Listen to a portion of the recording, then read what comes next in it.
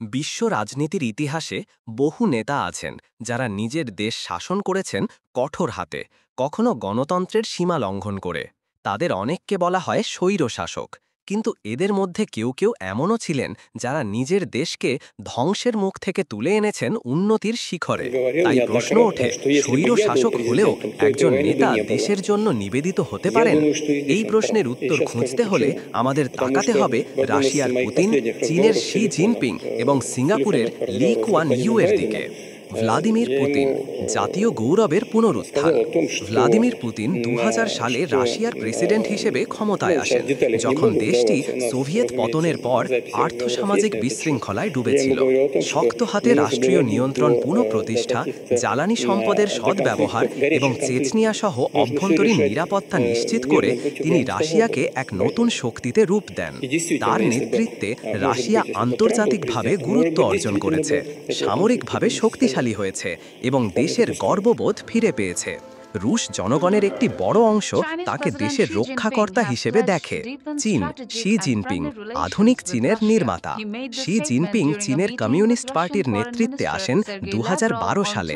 খুব দ্রুতই তিনি নিজেকে চীনের সবচেয়ে প্রভাবশালী নেতা হিসেবে প্রতিষ্ঠিত করেন, যার তুলনা মাও সেতুংয়ের সঙ্গেও করা হয়।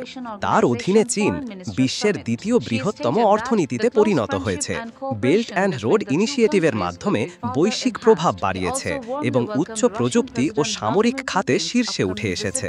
শি জিনপিংকে অনেকেই রাষ্ট্রের স্থপতি হিসেবে অভিহিত করেন, যিনি কঠোরতা দিয়ে হলেও দেশের স্বার্থকে অগ্রাধিকার দিয়েছেন।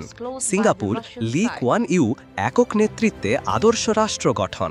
লি কুয়ান ইউ ছিলেন এমন একজন নেতা যিনি গণতান্ত্রিক কাঠামোর ভেতরেও থেকেও কঠোর একক নেতৃত্বে সিঙ্গাপুরকে বিশ্বের অন্যতম সমৃদ্ধ রাষ্ট্রে পরিণত করেন। তিনি ১৯৫৯ সাল থেকে ১৯৯০ সাল পর্যন্ত প্রধানমন্ত্রী ছিলেন এবং তার দলের শাসন আজও টিকে আছে। এই কঠোর শাসনের মধ্যে দিয়েই তিনি দুর্নীতিমুক্ত প্রশাসন গড়েন, উচ্চ শিক্ষিত জনশক্তি তৈরি করেন এবং সিঙ্গাপুরকে এশিয়ার অন্যতম বাণিজ্য কেন্দ্র বানান। লি কুয়ানের ক্ষেত্রে মানুষ বলে তিনি স্বৈরাচারী ছিলেন, কিন্তু আমাদের ভালোবাসতেন। তার নেতৃত্ব প্রমাণ করে যে কখনো কখনো ব্যক্তি স্বাধীনতার কিছু সীমাবদ্ধতার বিনিময়ে বৃহত্তর জাতীয় স্বার্থে সাফল্য আনা যায়।